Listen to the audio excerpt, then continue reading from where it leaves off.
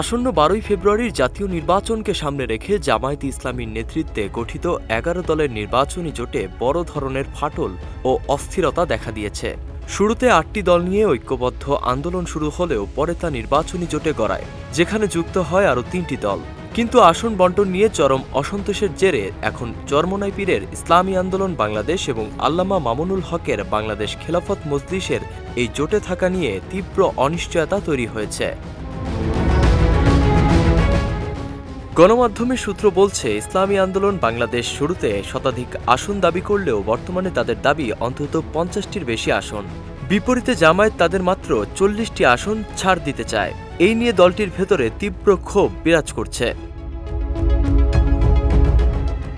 মঙ্গলবার রাতে রামপুরার একটি মাদ্রাসায় দলটির নীতি নির্ধারকদের রুদ্ধদ্বার বৈঠকে তৃণমূলের নেতারা জামায়াতের ওপর তাদের অসন্তুষ্টির কথা জানান।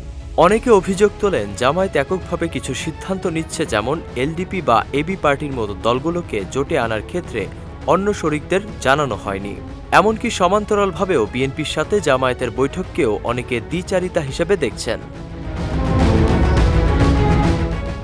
অন্যদিকে মামুনুল হকের নেতৃত্বাধীন বাংলাদেশ খেলাফতে মজলিস ২৫ থেকে ৩০টি আসন দাবি করলেও জামায়াত সর্বোচ্চ ২০টি আসন ছাড় দিতে রাজি। কাঙ্ক্ষিত আসন না পেলে যেসব আসনের সমঝোতা হবে না, সেখানে প্রার্থী উন্মুক্ত রাখার কথা জানিয়েছেন মামুনুল হক।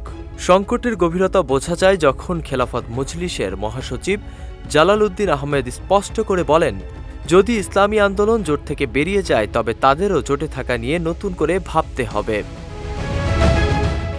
নাসিমুল বারী, সৌরভ, বিজয় টিভি, নিউজ ডেস্ক।